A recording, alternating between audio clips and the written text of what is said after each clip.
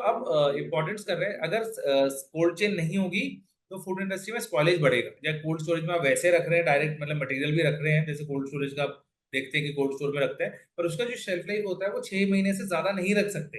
और अगर हम फ्रोजन करके रखते हैं तो वो 2 साल तक हम आराम से रख सकते हैं, उससे ज्यादा भी रख सकते हैं, पर 2 साल अगर हम मानते हैं कि उसको कुछ वो मटेरियल बिल्कुल सही रहेगा। मेरा एक क्लाइंट है, वो मोमोज बनाते हैं और मोमोज सप्लाई करते हैं, तो उनका ब्लास्ट फ्रीजर है, तो वो मोमोज बना के ट्रेज में लगा के उसको ब्लास्ट फ्रीजिंग कर देते हैं, करने के बाद उसको पैक कर लेते हैं, जैसे जिसके डिमांड होता है उसको पर प्लेट के हिसाब से चाहिए।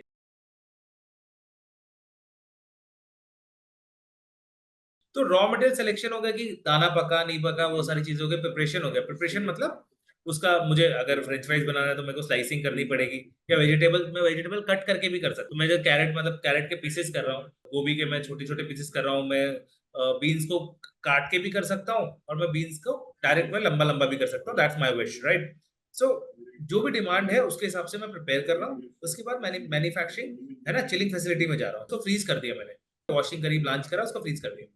उसके बाद मैंने बल्क पैकेजिंग भी कर सकता हूँ, मैं डायरेक्ट छोटी पैकेजिंग भी कर सकता हूँ, मेरे ऊपर है वो। अगर मेरी डायरेक्ट डिमांड है तो मैं डायरेक्ट उसको छोटी पैकेजिंग कर दूँ। उसके बाद मैं उसको कोल्ड स्टोरेज में डाल दूंगा, क्या वो ट्रांसपोर्टेशन हो जाएगा होल्डिंग स्टोर्स पे। अब कोल्ड स्टोर में मैं डायरेक्ट भी डाल सकता हूँ, मैं पैकेजिंग भी बाद में कर सकता हूँ, और बल्क पैकिंग में भी मैं स्टोर कर सकता हूँ। कोल्ड स्टोरेज में स्टोर हो गया, -23 डिग्री पे हम स्टोर करते हैं, क्योंकि फ्लक्चुएशन होता है इस वजह से। -18 डिग्री आइडियल टेम्परेचर होता है, वो मेंटेन होना चाहिए। खोलते करते हैं, बार बार खोल रहे हैं या बंद कर रहे हैं, तो इसकी वजह से हम थोड़ा सा टेम्परेचर ऊपर रखते हैं 5 डिग्री। अब हम आ जाते हैं होल्डिंग स्टोरेज। होल्डिंग स्टोरेज मतलब जहाँ पे हम माल को सुपर स्टॉकेज मान लीजिए आप, जहाँ पे माल बल्क में स्टोर होगा। मान लीजिए मेरा कहीं प्लांट है, तो मैं कहीं पे, जैसे मान लीजिए नासिक में, पुणे में प्लांट है, अब मुझे माल बेचना है दिल्ली में, दिल्ली में कोल्ड स्टोरेज बना दूंगा। उसके बाद वो डिस्ट्रीब्यूशन सेंटर पे चला जाएगा। डिस्ट्रीब्यूशन सेंटर मतलब मेरा 5 किलोमीटर पे है, तो मैंने वहां पे कर दिया, ठीक है। वहां पे जाके वो डिस्ट्रीब्यूशन सेंटर पे चला। डिस्ट्रीब्यूशन सेंटर पे क्या होता है, वो पास होता है, वो 5 किलोमीटर का एरिया कवर कर रहा है मान लेते हैं। तो मेरा आदमी क्या कर सकता है, उसको रेफर वैन में जाने की जरूरत नहीं है, वो एक बैग होता है जो मैं आधे 1 घंटे में मैं सप्लाई कर दूंगा मटेरियल को। तो वो पीछे आपने देखा होगा आइसक्रीम वाले जैसे करते हैं, आइसक्रीम का आपने इंसुलेटेड बैग देखा होगा, जो मैं आइस बॉक्स टाइप होता है, उसमें मैं ले जाके उसको डिस्ट्रीब्यूट कर सकता हूँ। ये सप्लाई चेन यूज होती है ज्यादातर, तो डिस्ट्रीब्यूशन सेंटर से रिटेल में उसमें हो जाता है। फिर कंज्यूमर उसको कंज्यूम कर लेता है, तो ये वाला चीज है। फिर कंज्यूमर हैंडल कर लेता है, कंज्यूमर अपने रिटेल आउटलेट पे, आपने देखा होगा जैसे वो फ्रीजेस लगे होते हैं, वो वर्टिकल भी हो सकता है, हॉरिजॉन्टल भी हो सकता है, वो रिटेल काउंटर पे डिपेंड करेगा। फिर कंज्यूमर उसको हैंडल करता है, कंज्यूमर अपने फ्रिज में रख सकता है ना, जैसे उसकी विश हो। ये इंपॉर्टेंस क्यों है फूड इंडस्ट्री में, फूड चेन का? क्योंकि अगर फूड चेन, फ्रोजन फूड में अगर फूड चेन, कोल्ड चेन नहीं हुआ तो -18 डिग्री के नीचे जाके स्पॉइलेज हो जाएगा, मटेरियल खराब हो जाएगा। तो अब इम्पोर्टेंस कर रहे हैं, अगर कोल्ड चेन नहीं होगी तो फूड इंडस्ट्री में स्पॉइलेज बढ़ेगा। या कोल्ड स्टोरेज में आप वैसे रख रहे हैं, डायरेक्ट मतलब मटेरियल भी रख रहे हैं, जैसे कोल्ड स्टोरेज का आप देखते हैं कि कोल्ड स्टोर में रखते हैं, पर उसका जो शेल्फ लाइफ होता है वो 6 महीने से ज्यादा नहीं रख सकते। और अगर हम फ्रोजन करके रखते हैं तो वो 2 साल तक हम आराम से रख सकते हैं, उससे ज्यादा भी रख सकते हैं, पर 2 साल अगर हम मानते हैं कि उसको कुछ वो मटेरियल बिल्कुल सही रहेगा। अब ये सप्लाई चेन का ये सॉर्टेड है कि जो cold is that's why important in frozen particularly, क्योंकि वो फ्रोजन नहीं रहेगा तो वो स्पॉइल हो जाएगा। और वो जो कोल्ड चेन होती है, जहाँ पे हम कोल्ड स्टोरेज में मटेरियल रखते हैं, उसमें भी हम 6 मंथ्स रख सकते हैं, पर हम फ्रोजन इज इंपॉर्टेंट क्योंकि हम 2 साल और 2 साल से ज्यादा भी रख सकते हैं। पर 2 साल हम एक अच्छा पीरियड मानते हैं कि प्रोडक्ट हमारा बिल्कुल इंटैक्ट रहता है। अगर कोल्ड चेन नहीं होगा तो क्वालिटी और सेफ्टी हमारा हैम्पर हो जाएगा, मतलब मान लेते हैं फ्लक्चुएशन आ गया, मेरा पावर कट हो गया, तो क्वालिटी मेरी खराब हो जाएगी प्रोडक्ट की। वो कलर रिटेंशन आ जाएगा, आइस आइस अगर उसमें मेल्ट हो गया और मैंने दोबारा उसको जमा दिया, मान लीजिए लाइट आ गई और उसमें मेल्टिंग हो गया, मेल्टिंग होकर दोबारा जमाया, तो वो क्रिस्टल्स उसके लार्ज हो जाएंगे अगर वो पिघल गया तो इसलिए फ्रोजन स्टेज में रखना बहुत important. That's why cold chain is important. तो हम आ जाते हैं कंपोनेंट क्या है, हमें क्या क्या जरूरत पड़ती है एक कोल्ड चेन में डिस्ट्रीब्यूट करने के लिए। मटेरियल बना लिया, ये उसके बाद का पूरा है।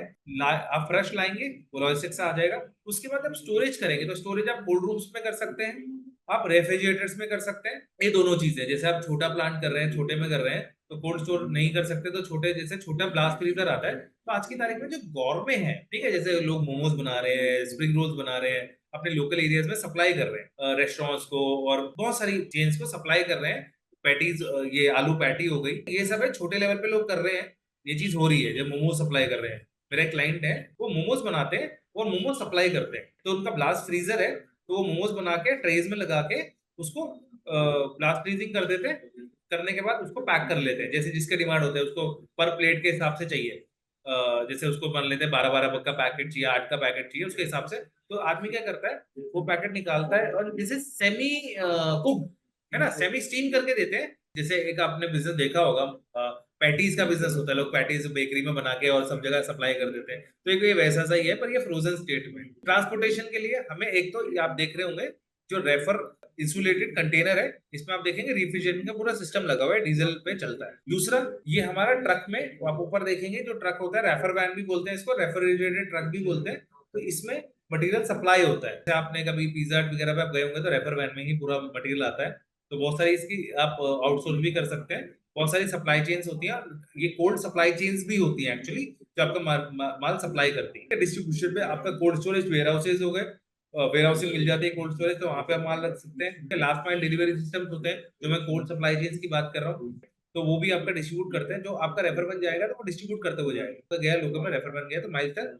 वो सिस्टम्स होते हैं, एग्जिस्टिंग है, जो आउटपुट कर सकते हैं आप इस चीज। अब जो टेम्परेचर मॉनिटरिंग है वो बहुत क्रूशियल है किसी भी स्टेट। तो एक तो जो क्या इंपॉर्टेंस है उसमें हम देख लेते हैं। एक तो टेक्निक्स हो गई, हम क्या क्या टेक्निक्स यूज करते हैं। एक तो मैनुअल मॉनिटरिंग जो मैंने आपको ऑलरेडी बताया था, एक आती है ऑटोमेटेड मॉनिटरिंग। तो ये लॉगिंग सिस्टम्स होते हैं, तो ऑटोमेटिक जो भी आप फ्रीक्वेंसी सेट करेंगे, आधा घंटा 1 घंटा, तो उसके हिसाब से आपका वो लॉग में सेट हो जाएगा कि इस टाइम पे इतना टेम्परेचर था, इस टाइम पे इतना टेम्परेचर था, तो you don't have to write, वो लॉगिंग में अपने आप होता है और उसमें आपका कंप्यूटर में आप डेटा ले सकते हैं। और टेक्नोलॉजीज क्या है, एक तो डाटा लॉगर मैंने बताया जो ऑटोमेटेड मॉनिटरिंग सिस्टम में काम आता है। एक आईओटी सेंसर्स हो गए कि वो ऑलरेडी आपके मतलब क्लाउड सिस्टम में या स्काडा सिस्टम हो आपके फैसिलिटी, तो वो आपके आ जाता है। मोबाइल पे भी डेटा हो सकता है, कंप्यूटर में भी आ सकता है, तो वो सेंसर बेस पे काम करता है। डाटा लॉगर हो गया, कहीं पे मशीन रहती है इसमें से आप डाटा ट्रांसफर कर सकते हैं। आईओटी हो गया सेंसर, जहां पे आप अपने सिस्टम से आप कर सकते हैं। और एआई भी इसमें इन्वॉल्व होता है बहुत बार, तो एआई सिस्टम भी आ गए, तो उसके हिसाब से